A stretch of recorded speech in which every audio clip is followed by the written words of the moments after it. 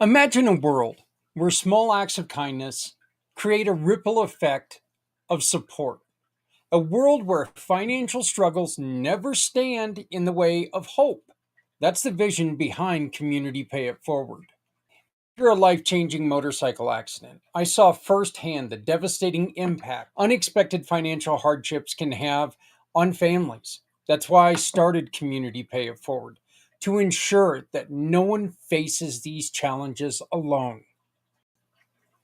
Community Pay It Forward is more than just a single program. Through community impact and packed podcasting, people all coming together, we amplify the voices of those making a difference.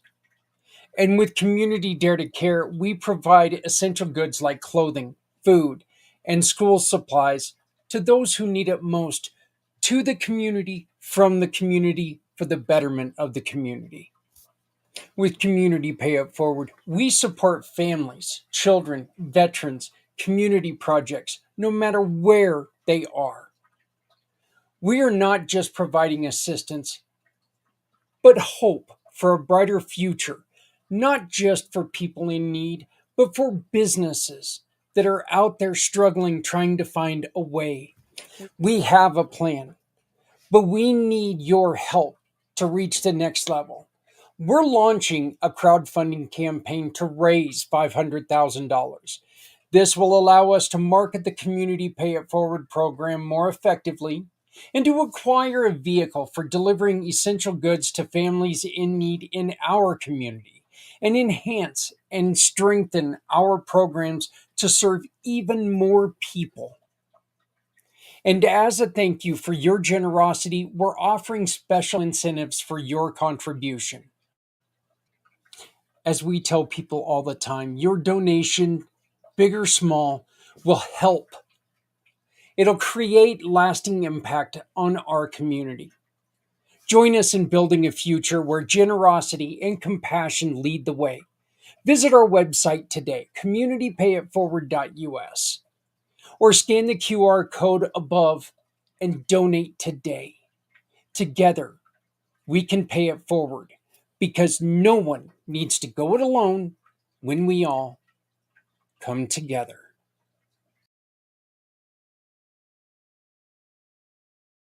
Every car that rolls into your shop is more than just repair, it's someone's lifeline.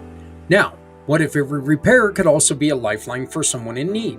When you join Community Pay It Forward, a portion of each job can help a family, veteran, or nonprofit without costing your customer anything extra. With the Shop, Click, and Pick program, your shop keeps cars running. Let's keep communities running too. No one needs to go it alone when we all come together.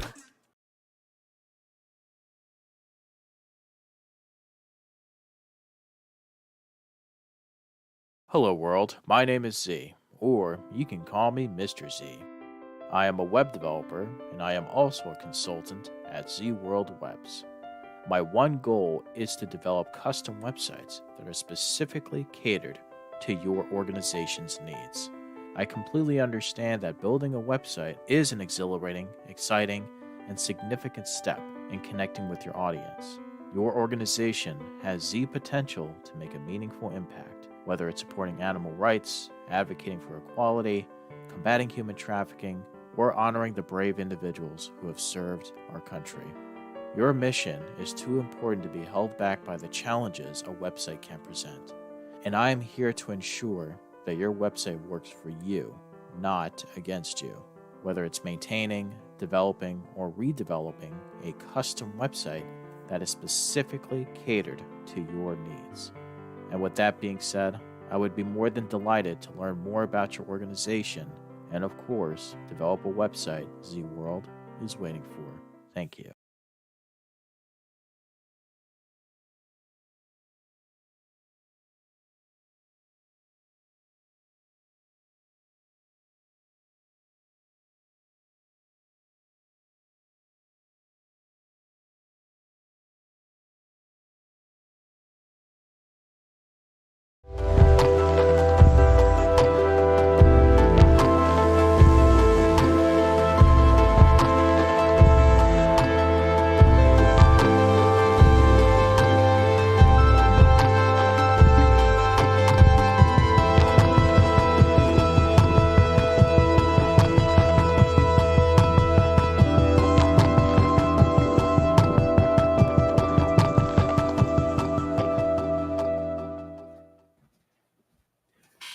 Hey, everybody. Happy Memorial Day. Um, I know I said last week that we were just going to have recorded shows today, but somebody very special to me has a very special series coming up this week. Next week, God. This week, I guess it is next week if I was last week, whatever. But, and it's something that we really need to make sure that we're letting you know about because it's something that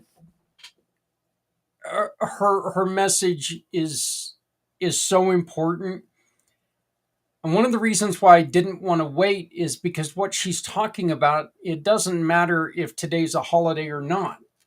When she's talking about when you need it, you need it, and that's the unfortunate truth when it comes to loss.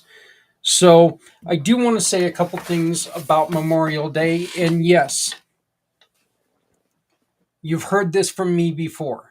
I understand that you've heard this from me before. And no, I'm not going to apologize for it. But I'm asking you to join with me in boycotting any store who is using Memorial Day as a sales pitch. Men and women who paid the ultimate price for this country did not do it so somebody can get $100 off their mattress. I guess in the long run, yes, they did.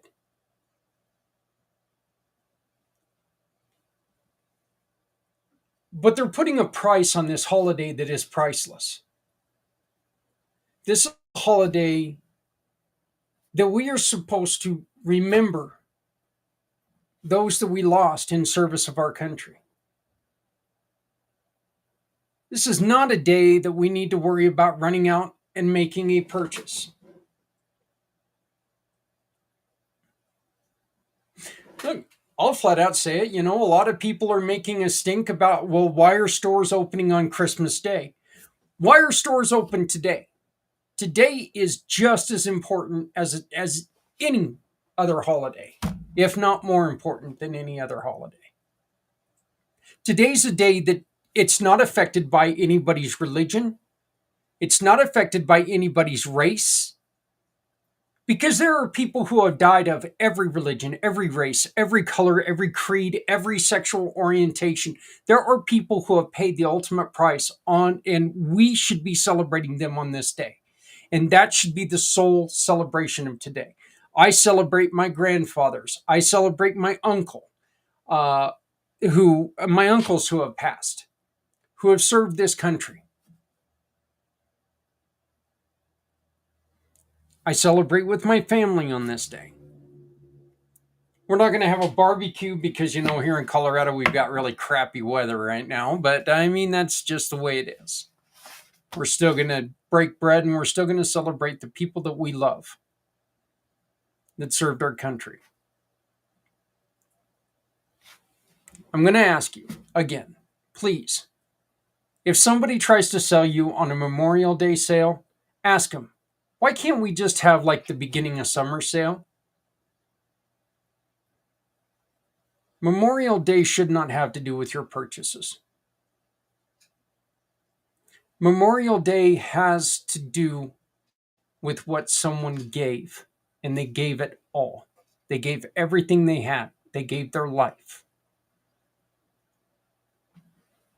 Let's stop using this day as a sales pitch and remember that this is a day that people gave everything they had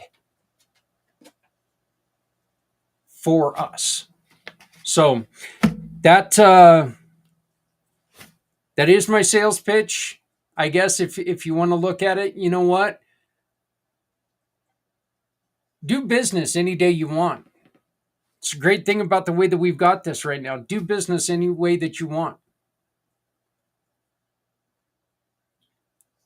But when somebody brings Memorial Day sale to you, just say, you know what? Stop. Don't.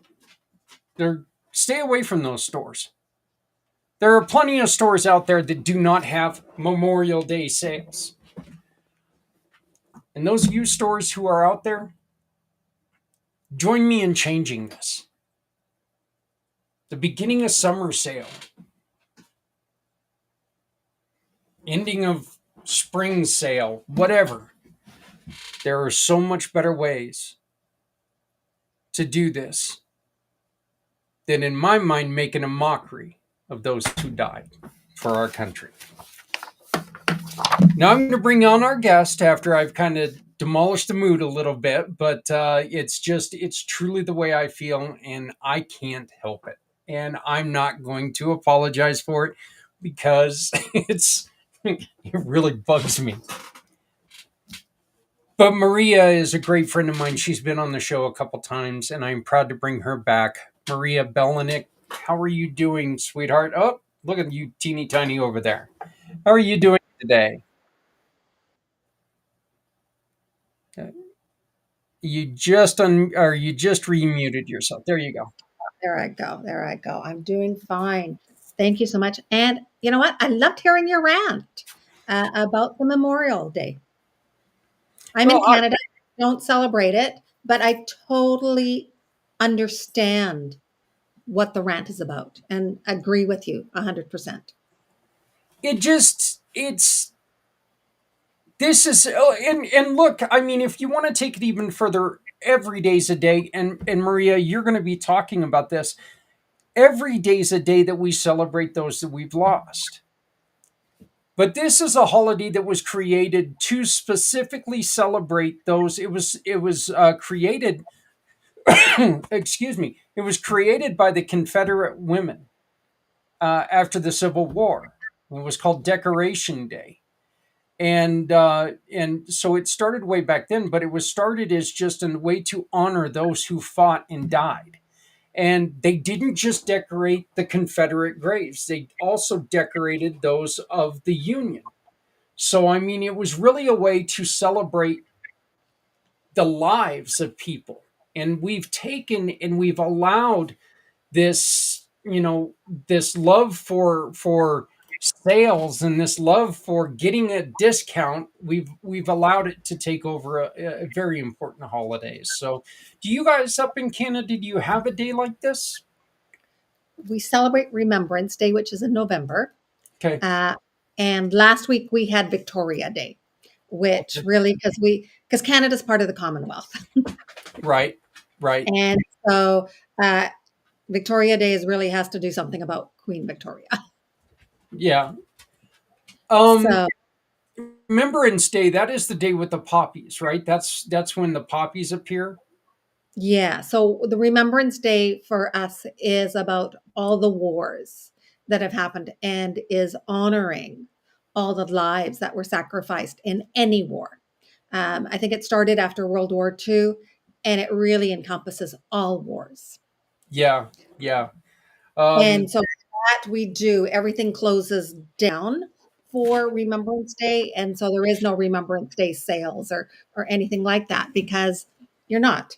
As you say, when it's a day to honor those that have sacrificed the ultimate, their lives in protecting our freedom, that I think is a disrespect. And realistically, these holidays, especially like Memorial Day or any other day, whether your person fought in a war or didn't, knowing that your loved one isn't there makes it even more poignant, makes brings it up even more so to the surface when you see, as I think you had talked, when people celebrate.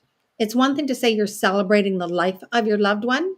A lot of times when we think of celebration, we think of the party goers, like mhm. the going out, having a good time, all of that. Where when you're experienced loss, and it doesn't matter whether it's recent or even years ago, knowing that your loved one isn't there, it makes it bittersweet. And that's one of the reasons why, and I know you alluded to my summit, I have where you're holding love and loss together because we're loving and we're also feeling the loss. And so it coexists. Yeah, and there we need people like you, Maria, who have been through the pain because there are a lot of people who don't understand, who don't realize what they're going to be going through now.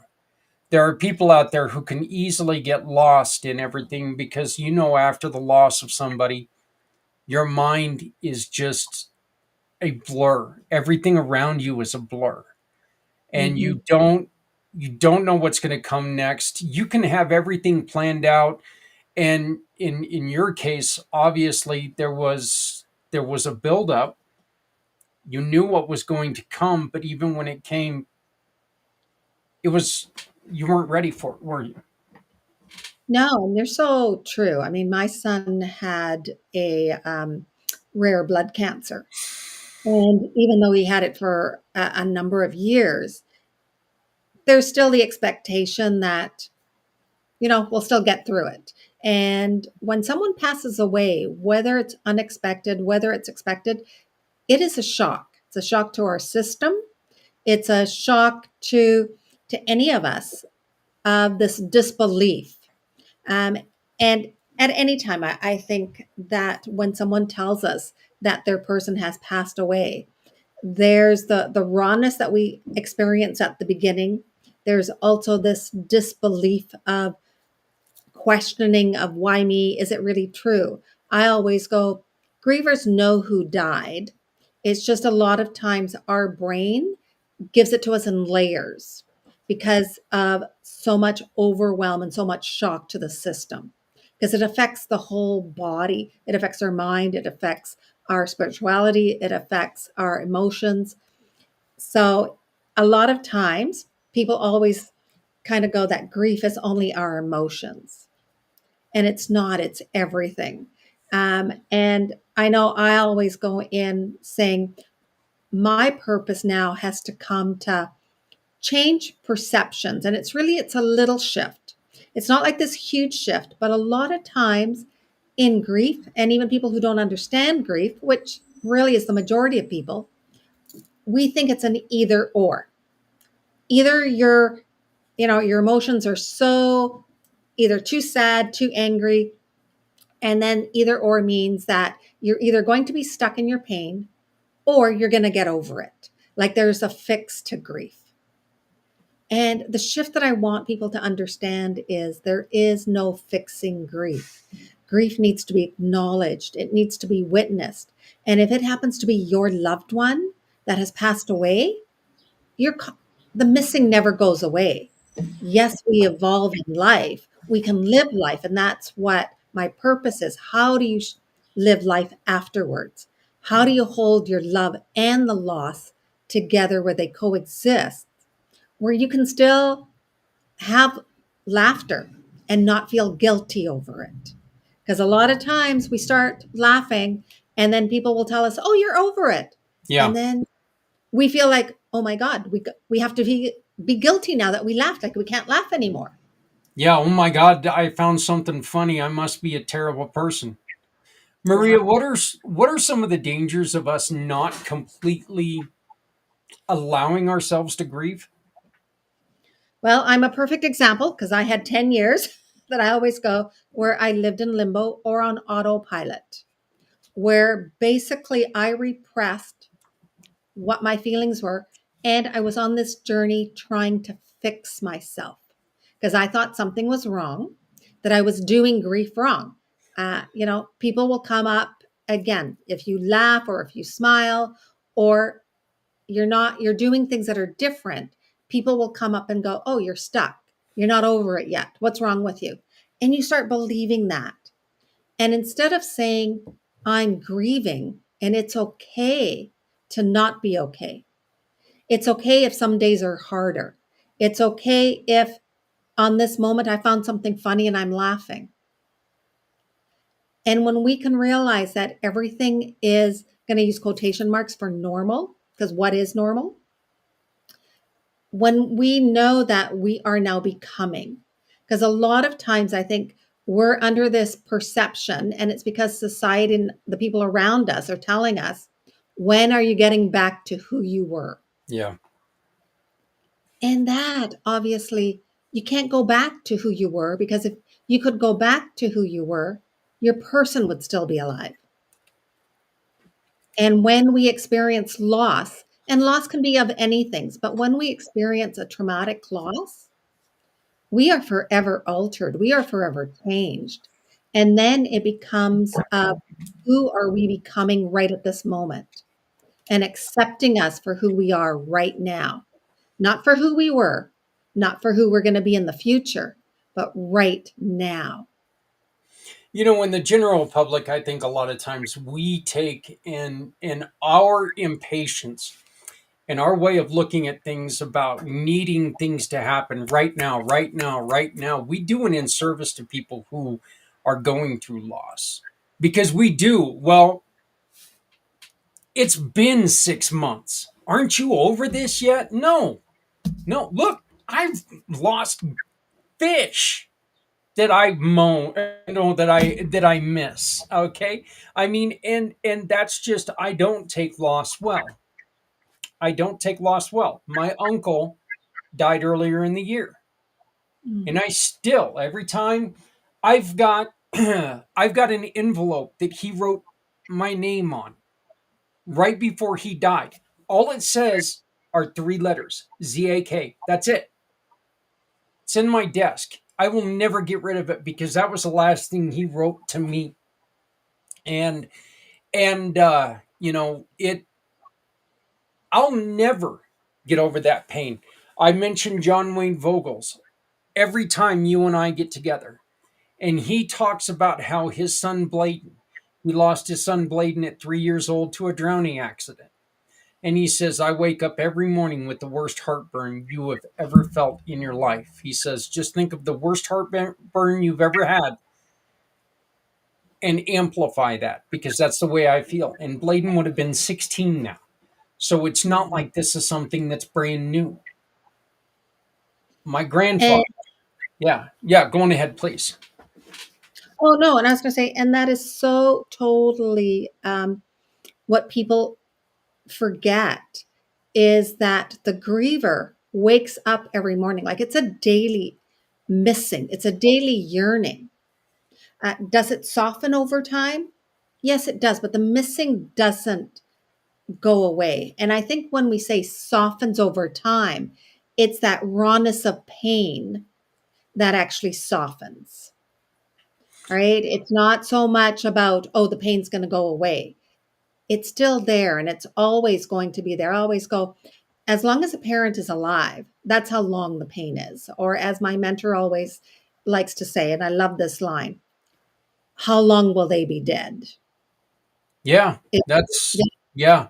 I can see why that's important to you because yeah, and look, it's like for somebody who's had something in their life that they've had to live with an injury that it's changed their lives. Me having a brain injury, it's changed the way I do things. It didn't go away. The injury's never going to go away. I don't not struggle with it. It's something that you learn how to live with. It just takes a while for that to happen. So please be careful when you approach people. Just because someone smiles doesn't mean they're having a good day. Just because someone's crying doesn't mean that their life is falling apart. They're reacting to a moment. Let them have the moment, help them if they need it. So tell us about your event as I bring it up here on our screen. There we go. It's only going to take me a minute to get it up there, but tell us about your event that you've got coming up. that's okay. It's the tech stuff, right? Yeah. So the event, which is called Holding Love and Loss Together, it's a 3-day summit, and I'm going to have conversations with people in different walks of life that have experienced loss. And a lot of them, some of them are grief educators, others are life coaches, energy healers. And so, what it is that how has loss affected their life, or how has that projected their life in a different manner? Because a lot of times, as you said, Zach, I mean, I want to give my condolences on the loss of your uncle.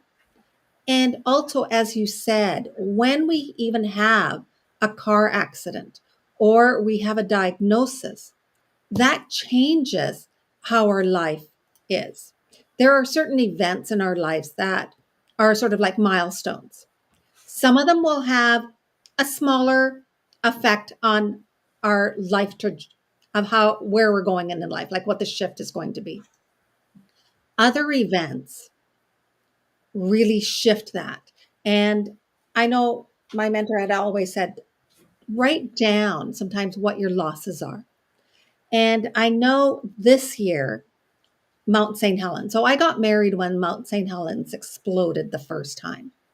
And the second time, a week later, we were in Washington State. My husband and I were in Washington State. Mount St. Helena had exploded, and there was ash all over Washington State, the road that we were at.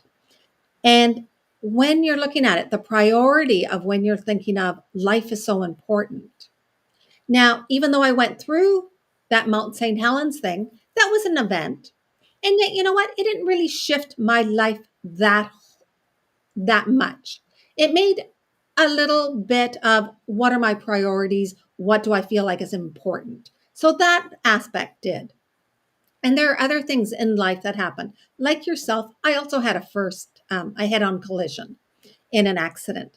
And yes, that changed. It shifted my thinking again. Because all of a sudden, when you think all of a sudden your life is on the line, it shifts how we think. When my son was diagnosed, again, that made a shift.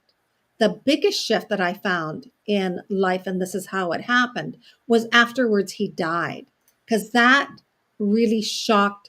And I think it felt like it shattered. It feels like there's a shattering inside of us, and then we can never put our pieces back together again. And going through my 10 years of autopilot, of sort of being physically present but not fully present, is when I realized that grief doesn't go away, that it stays with us. And that's one of the reasons why I say we hold love and loss together. And this is one of the reasons for the summit, is because on each day the topics are a little bit different. Is that the first day is about the rawness of grief, of what does it feel like when the event has just happened. It's traumatic, and we are so overwhelmed, we're so confused, we don't even know where we're supposed to turn. All of a sudden, we just feel like we're frozen. The world keeps moving around, and we're still in the same spot. And we're kind of like, what are we supposed to do now? Like, what, right? It's just this. Um, and I would say it would be the same way as if someone had gone to war and had been shell shocked. It's that PTSD. That sort of event is in the rawness. The second day, I always call it the in between, where we're yearning to go back to who we were, because we want to go back. We want to go back to a time when our loved one was alive, and we're afraid of moving forward, because really, what does forward mean when they're not part of our lives anymore? All of a sudden, our dreams were lost, our future, we have no idea what it's going to look like. And the third day is more about things that we didn't think about that were grief. Our secondary losses of losing friends. A lot of times, miscarriage is not seen as grief. Hmm. Our health is not, losing our health is not seen as grief. As you said, being diagnosed with an illness or something that affects our ability is not seen as a form of grief. And yet, grief is such a huge umbrella. It's not only the loss of our loved one, of a person or a pet, but it encompasses so much more.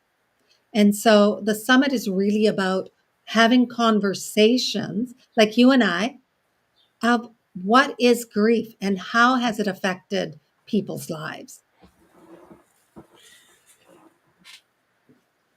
You said something in there about the illness. A lot of times, and I guess this is directed as a question to you. A lot of times when you're outside of this situation, recently I had a another uncle who was going through. Um, he was completely mentally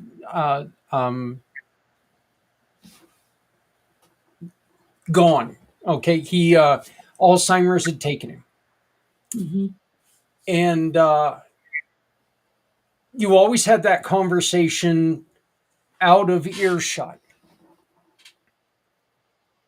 I'll be so much happier for my aunt when he's gone because my aunt is giving everything that she's got. Do we a lot of times take that thought and think, "Oh my god, now she can breathe because he's gone," and you lessen the effects that she's got? Are you lessening the importance of his life for her? Is that something that we're guilty of doing maybe? I think a lot of times in grief, especially when we're dealing with that, with a longer illness, there's the guilt of relief. Like there is the relief that someone is no longer suffering. Mhm. And there's also that yearning for someone who is no longer how they were beforehand. Um, and then there's the yearning, like even for your aunt, in the sense of people are probably thinking, wow, like now she doesn't have to take care of him anymore. She can live life. And in some ways, it's a little bit of both. I mean, the intention is not to be disrespectful, right? The intention is to say, wow, like at least now she has more relief. Yeah. And yet she may be thinking that too. Like, I don't know, because each person is going to be different. And then she's going to feel guilty over that if she feels that relief. So it's a little bit of both. I think realistically, I wouldn't say that to anyone in their face, like, wow, you must be relieved now, because that is Oh really showing, yeah, yeah. right? But it's also, I think when people say that, it's also a relief on them. Like they're projecting their own emotions and feelings and thoughts onto someone else. If that makes sense? Yeah, it does. But is it an okay thing to look at someone whose loved one just passed and tell them they're in a better place? Is that disrespectful I Yeah. and I was I am as never guilty of this as anybody. I have said it a couple times. I said it when just recently when my uncle died because I was looking at him the night before and he was I'm trying not to cry here. He was miserable. He was miserable. He was he was not my uncle. He was a shell of a human being. And when we found out that he passed, that was the first thing in my mind was he's in a better place. But is that a responsible thing to say? It's okay if you want to say it to yourself, right? And I get it because I think a lot of times, and this is where it really is, because really sometimes when we think about it, what is quality of life? And Yeah. who are we to judge what someone else's quality of life is? I think a lot of times, right? I mean, yes, when someone has been one way and then they try, especially when we're dealing with dementia and Alzheimer's, it alters who they are. And especially, and it's harder on the caregiver. Uh, they are, like as you said, your aunt poured so much into your uncle. Now she's probably going through a lot of emotions and that are also contradictory. She may be feeling relief and then she may be feeling guilt or she may be feeling shame. Right. Um, right? Or anger or sadness or it's really hard because emotions come all at once and they're so confusing and they contradict one another. And you probably thought when you had that, in some ways you were looking at what he was before when he Mhm. was healthy and had, everything. And then when the disease had taken over the illness. And so that is in our thoughts, sort of an aspect of, wow, he's no longer suffering. And that's okay to think of your own and to have maybe a conversation with, say, yourself and someone else, not to the grieving person, though, because Right. we don't know what their thoughts are. And one of the things is that they're also having these different things. And at any given time, I always go sometimes, it's really hard how anything is going to land to a griever. I'm a griever and I have a hard time sometimes knowing what to say to another griever Yeah. because Yeah. words are so powerful. And even though the intent is maybe coming out of love, it does not land as love. And I always go, one of the things that we always want to avoid is starting anything that says at least or anything that starts with still. You still have, or at least they did suffer, or at least they're no longer suffering. That already comes across as, even though it's not meant that way, but it is disrespectful to the griever. It's almost like having a conversation where there's a but involved. Yes. It's like, okay, I apologize for this, but no, no, no. That's not the way it can go. Give us the information about your healing heart, holding love and loss together. Give us the information. How do people get involved? Okay, so there is a registration form, and I think it is on LinkedIn. Yeah, they can register. It is 3 days from 9 a.m. Pacific time to 1 p.m. Pacific time. So it's 4 hours per day. And it really is. It's about different people coming on. Um, and they are impactful people that have their own businesses. They're entrepreneurs. They either work on other things. So grief is secondary. There are a few people that, like myself, have made grief their purpose, the grief educators. The rest of us are entrepreneurs, leaders, coaches, energy workers.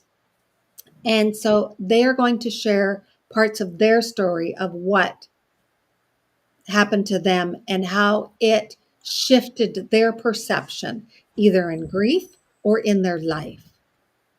And for a lot of people, that traumatic experience shifted in what they are doing and what led them to what they are doing right at this moment. Well, Maria, I wish you the best of luck with this. And I invite you to come back on anytime that you have anything like this. Yeah, is there a cost to join this? No, it's actually complimentary. And each guest will also have a gift for the participants, um, for the attendees who are showing up, just so that way, because a lot of times in grief, we feel like we're alone, that we're the only ones who are experiencing what we're experiencing. And so this is really a being that fly on, set the fly on the wall, Yeah. um, to sort of listen into people's conversation and go, wow, I've experienced that.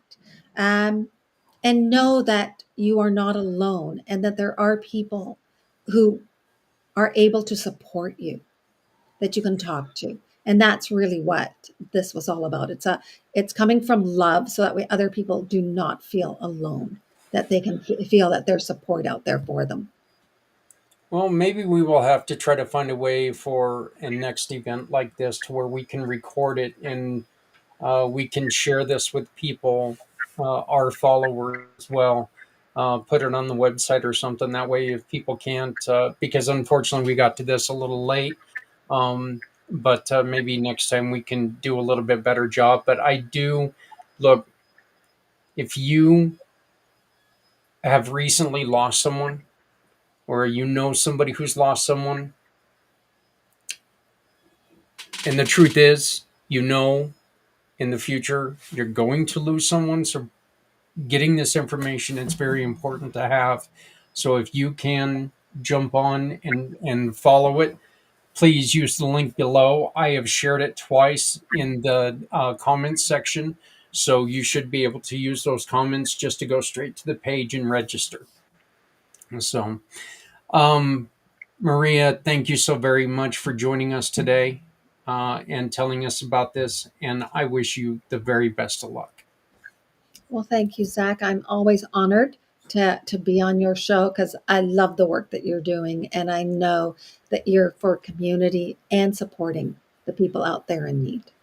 And I thank you for that. Well, I greatly appreciate it. And if you stick with me, I'm going to end the show real quick, and then you and I can have just a real brief conversation, okay? So, Definitely. thank you very much. Again, the best of luck, and please come back and let us know how it went. All right. I want to thank everyone for joining me on this Memorial Day. Please make sure that you love someone out there because someone out here loves you. Let's do this right. Let's make sure that this is about what Memorial Day is about. Make sure that this is about those who've lost their lives in defense of our country. I think Canada's got it right. Shut things down on this day. This isn't a holiday that has to do with your religion. This isn't any belief. Every single one of us has someone in our family or in our friend circle who has lost their lives in service of this country. If you go back in your history, there's probably multiple men and women who have fought, got home, and then lost their lives. They still gave of their lives for this country. So again, please love somebody out there because somebody out here loves you. If you've got a little bit of extra food, throw it in the old hillbilly Tupperware. Give it to somebody in the community who's struggling. If you've got an extra hoodie, it doesn't fit you anymore, put it in your vehicle, give it to somebody who's struggling with the elements. These are two of the things that you can do because it means nothing to you, but it means everything, including the life to them. If you're not helping someone, you're hurting everyone. No one needs to go alone when we all come together. My name is Zak Clayton, Community Pay It Forward, Community Dare to Care, and the PAC channels. I thank you very much, and I will see you on Wednesday.